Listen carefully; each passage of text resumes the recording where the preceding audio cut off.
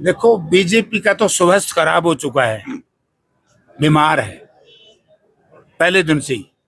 स्वास्थ्य ठीक है तो कांग्रेस पार्टी का और कांग्रेस पार्टी के उम्मीदवार कृष्ण सिंगला का है, क्योंकि 4 दिन से मैं शहर में हूँ। और सबसे पहले मुझे याद है 1989 में जब लोकसभा का मुझे टिकट मिला और मेरे सामने जो उम्मीदवार थे वो बहुत ऊंचे कद के, लेकिन मेरे एक बहुत उस वक्त के बहुत सीनियर नेता ने कहा कि जयप्रकाश, चुनाव वो जीतते हैं जिनकी उम्मीदवारी जनता स्वीकार कर ले। तो हिसार मेयर में भारतीय जनता पार्टी के मुकाबले में कांग्रेस पार्टी का जो उम्मीदवार है कृष्ण सिंगला टीटू, उसकी उम्मीदवारी को लोगों ने स्वीकार कर लिया। चुनाव प्रचार अभियान में सभी कांग्रेस के बड़े नेता एक मंच पर नजर आएंगे।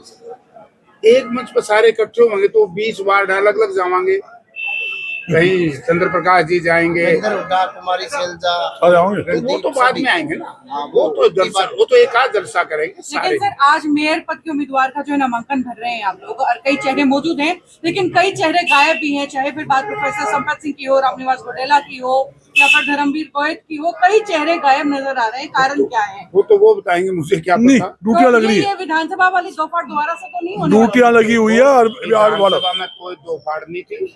मैं दोबारा आपको दोहरा देता हूँ, ये तो हमारे कुछ राजनीतिक विरोधी पार्टियां जो है, मेन तौर से बीजेपी के लोग इसलिए प्रचार करें। बीजेपी अपने जाड़ में समय फंस गई। आज तो बीजेपी के घर में आग लगी हुई है। क्या कह रहे हैं अनिल जी, क्या कह रहे हैं विधानी जी? जयप्रकाश जी, इस बार के चुनाव और भी नाम क्या मुद्दे रहेंगे? सबसे बड़ा मुद्दा, हम यहाँ चुनाव दो बात को लेकर के लड़ेंगे।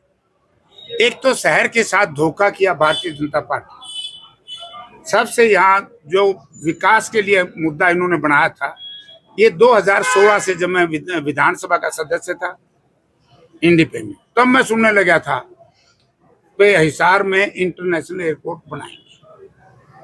उस वक्त एक बहस हुई थी असेंबली में, आप डॉक्टर कमल गुप्ता जी से पूछ लेना। तो मैंने ये कहा था कि ये इंटरनेशनल एयरपोर्ट 2012 में जब केंद्र में यूपीए सरकार थी, हरियाणा में चौधरी भूपेंद्र सिंह हुड्डा की नेतृत्व में कांग्रेस पार्टी की सरकार थी, उस वक्त इंटरनेशनल एयरपोर्ट मंजूर हुआ था। मैंने कहा कि आज इसका स्टेटस क्या है? आप झूठ बोल रहे हो। हमारा यहाँ का जो इंटरनेशनल एयरपोर्ट था वो उठा करके यहाँ से शिफ्ट कर दिया जेवर में, उत्तर प्रदेश में। और जो भारतीय जनता पार्टी के उस वक्त के माननीय मनोहर लाल जी पूर्व मुख्यमंत्री थे, वहां से लेकर के जो नायब सैनी जी उसमें मंत्री थे, और यहाँ से लेकर के कमल गुप्ता तक सारे उस कैबिनेट में थे।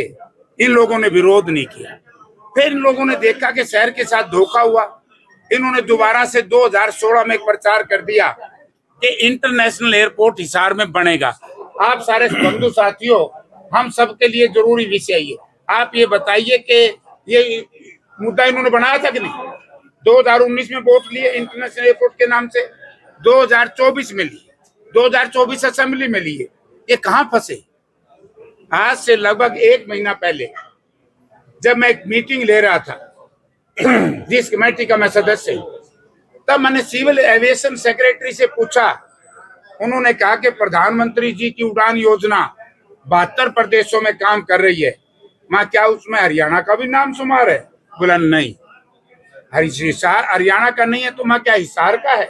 बोला नहीं, मैं हिसार में आपकी प्रदेश की सरकार ये कहती है 7 बार शिलान्यास हो चुका है सेक्रेटरी साहब।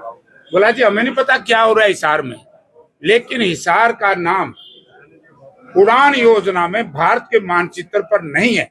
इससे बड़ी शर्म की बात भारतीय जनता पार्टी के आज के मुख्यमंत्री और इससे पहले मुख्यमंत्री के लिए क्या होगी कि हरियाणा की 7300, मैं आपके माध्यम से लोगों को कहना चाहता हूं, विशेष तौर से हिसार के मतदाताओं से कहना चाहता हूं कि किस तरीके से 7300 एकड़ जमीन, हमारी सरकारी बीड़ की जमीन जो बेशकीमती थी, जहां पर लाला लाजपत राय यूनिवर्सिटी जो वहां शिफ्ट की बेईमानों ने, वो यहाँ बननी थी। हमारा चंडीगढ़ का रास्ता बंद किया, केवल अपना व्यापार करने के लिए, प्रॉपर्टी डीलिंग करने के लिए रास्ता बंद कर दिया। वहां से यूनिवर्सिटी शिफ्ट कर दी वहां से बोस्टर जेल शिफ्ट कर दी। आज जनता ने ये पूछेंगे, हम जनता से कहेंगे कि बीजेपी के नाम से कोई वोट मांगने आए तो उसे पर्सन पूछना, क्या भैया अगर मुख्यमंत्री से लेकर के केंद्र के मंत्री तक ये कह दे कि हिसार हवाई अड्डे का नाम भारतवर्ष के मानचित्र पर स्टेटस क्या है, मैं उसी वक्त एमपी से इस्तीफा दे दूंगा, वरना लोगों इनको वोट मत दो। इस तरह के झूठे लोगों को। दूसरी बात, ये ड्रामा करें भ्रष्टाचार। मैं ऑन ओथ कह सकता हूं कि भ्रष्टाचार चोर हमारे यहाँ कौन होता है? जो चोरी करता पकड़ा जाए। अगर चोरी करते, भ्रष्टाचार करते नौकरियों में पकड़े गए तो बीजेपी के लोग पकड़े गए।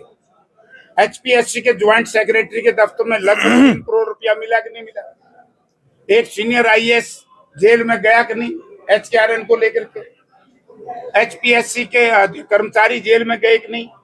एसएससी के चेयरमैन को बचा लिया। और मैं बड़ी शर्म के साथ इन लोगों से कहना चाहता हूं, हमें शर्म आती है इनकी झूठ को देख करके। पहला क्या करते कि झूठे मर जाएंगे तो आप भी नहीं सड़ता। यानी कि एसएससी का चेयरमैन की कन्वर्सेशन है असेंबली में, बात कर रहे हैं किसी एक व्यक्ति से, एक्साइज इंस्पेक्टर के लिए असेंबली में रखी गई वो। और फिर ये निकम्मे लोग ये कहते हैं कि भ्रष्टाचार हमारे नहीं, खर्ची पर्ची हमारे नहीं, लूट के खाएंगे प्रदेश को। भ्रष्टाचार की बात करेंगे, लॉ एंड ऑर्डर की बात करेंगे, विकास की बात करेंगे। हिसार शहर में जो काम कांग्रेस पार्टी की सरकार में चौधरी भूपेंद्र सिंह हुड्डा जी ने कराए हैं, एक नई यूनिवर्सिटी बनाई हो, एक थर्मल पावर प्लांट लगाया हो, एक को रेलवे लाइन बिछाई हो, बल्कि आरआरटीएस हमारी रोक दी रेलवे लाइन जो दिल्ली से आनी थी। और हमने हरियाणा सरकार, हुड्डा साहब ने पैसा हरियाणा सरकार ने दिया और केंद्र ने वो रेलवे लाइन जोड़ी जो किसी भी सरकार पे नहीं जुड़ी। तो इसी तरीके से एक्सप्रेस हाईवे टोटल ये यूपीए गवर्नमेंट और भूपेंद्र सिंह हुड्डा की गवर्नमेंट के बनाए हुए। कोई एक आप ये तो बता दो किया क्या हिसार शहर? एक काम बड़ा किया। देखिए, हमारा जो प्रदेश का चीफ मिनिस्टर है, इसको महारत है हंसने में, लेकिन रिजल्ट जीरो, अब तक रिजल्ट जीरो। माननीय प्रधानमंत्री जी ने सदन के अंदर उनकी क्लिप निकाल कर देखे, जो उन्होंने कहा कि हरियाणा में बिना खर्ची बिना पर्ची की बात कही, तो मैंने तत्काल खड़ा होकर के कहा कि प्रधानमंत्री जी ये पटल पे रखो, कितनी नौकरी दी हरियाणा सरकार ने। चुनाव के बाद एक नौकरी नहीं दी, 5 महीने हो गए सरकार ने।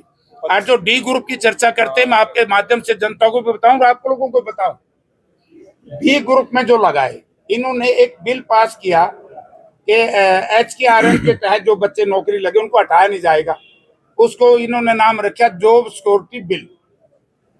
जैसे ही अब डी ग्रुप की ज्वाइनिंग कराई, इन्होंने रिजल्ट तो अनाउंस कर दिया, चुनाव से पहले रोक दिया असेंबली की वोट लेने के लिए, ले ली वोट। उसके बाद उनकी ज्वाइनिंग कराई। ज्वाइनिंग में 5000 से ज्यादा एचकेआरएन के बच्चे हटा दिए। अगर नहीं हटाए हो तो मैं माफी मांगूंगा। नहीं, बीजेपी का मुख्यमंत्री माननीय नायब सैनी जी ने जनता से माफी मांगनी चाहिए कि हम गलत बयानबाजी करके वोट लेंगे, जो लोगों हम धोखेबाज हैं, हमें दंडित करो, या हम माफी मांगेंगे अगर नहीं हटाए हो। अभी कहाँ रुक गए? बड़ा जुल्म है नौजवानों के साथ, इसलिए तो डोंकी के माध्यम से लोग विदेश जा रहे हैं अपनी जमीन डोली बेच करके। उसके बाद डी ग्रुप की ज्वाइनिंग कराई। एजुकेशन डिपार्टमेंट और दूसरे डिपार्टमेंट में आज भी 3000 बच्चों को स्टेशन नहीं मिल रहे। फाइनेंस डिपार्टमेंट ये कहता है एफडी कि हमारे पास जगह ही नहीं। जब जगह ही नहीं तो इन्होंने वोट लेने के लिए रिजल्ट आउट किया, तो उन बच्चों को जगह दो। और उन बच्चों को अगर सरकार कहे तो मैं लाइन में यहाँ खड़ा कर सकता हूँ। सर, रामनिवास राणा जो है नॉमिनेशन के लिए उन्होंने ऐलान कर दिया है, तो पार्टी द्वारा अनुशासनात्मक कार्रवाई की जाएगी? भाई बिंदु तो बेरे पार्टी कांग्रेस पार्टी से लड़े थे तो की जाएगी इसमें। क्या पता लड़ेंगे नहीं, पहले मेरे पे क्यों हुआ? हमारी पार्टी का मीडिया पे चल रहा है ऐसी। भाई देखो ऐसा है, जब तक कोई बात सामने नहीं आएगी उसके भाई समय से पहले की बात ना कराओ। ये गर्भ में है, क्या होगा क्या नहीं होगा मैं क्या कह सकता। स्थानीय निकाय है, ये चुनाव स्थानीय निकाय है। वो देश का चुनाव है, वो देश का चुनाव है। 1-4 में कोठी है स्थानीय नहीं। हसन जी आज आपने नॉमिनेशन जब किया है। भाई साहब पहली बार एमपी बने थे तो जीत भी शहर में था। हसन जी आज बताओ जी, आज आपने नॉमिनेशन किया आज आपने। हाँ जी, हाँ जी। बताइए आप क्या पूछना चाहते हो ये बताओ। मैं नॉमिनेशन आप कर किससे दिया। फाइट मानते हैं अपनी? मेरी फाइट है ही नहीं किसी से। किस सोच के साथ आप मैदान में आए हैं? मेरे मुकाबले में कोई कहीं नहीं टिकता है। भारतीय जनता पार्टी के पास जो कैंडिडेट है उसकी यहाँ कोई पहचान नहीं है, उसका हिसार मेयर की कॉन्स्टिट्यूंसी से कोई लेना देना नहीं है। क्या क्या मुद्दे रहेंगे आपके? मुद्दे तो सारे शहर के अंदर बहुत सारी समस्या है। सड़क की है, सीवरेज की है, वाटर सप्लाई की है, ड्रेनेज की है, ट्रैफिक जाम की है, पार्किंग की है, प्रॉपर्टी आईडी होगी, फैमिली आईडी होगी, हाउस टैक्स हो गया। ये सब पूरे शहर के अंदर जो है आपको क्या लगता है कि जीत जाते हैं तो भाजपा सरकार में आप काम करवा पाएंगे? मैं तो 3 मुख्यमंत्रियों के टाइम में काम किया, चौधरी भजनलाल जी, बंसीलाल जी और चौटाला जी। तब भी तो मैं चेयरमैन था। कार्यकाल तो तीनों का ही था, तीनों का। है? और तीनों में बखूबी काम किया है। घने मुकदमे थे, सारे में क्लीन चिट भरी आया हूँ। मैं आपको जैन साहब एक बात बताता हूँ, मैं काम में विश्वास करता हूँ। जब जनहित में कोई काम करना होता है तो उसमें नियम कहीं आगे नहीं आते। मेरी बात को समझे आप। जनता जिस काम को स्वीकार करती है, जनता जिस काम को करने के लिए कहती है, कोई नियम कानून नहीं, कलम चलनी चाहिए। गैप काफी रहा आपका जनता के बीच में, नजर नहीं है। और बूढ़ा हो गया, मेरा और ज्यादा एक्सपीरियंस हो गया। लोकसभा में तो था ही। भाई साहब का इंचार्ज था और विधानसभा में, लोकसभा में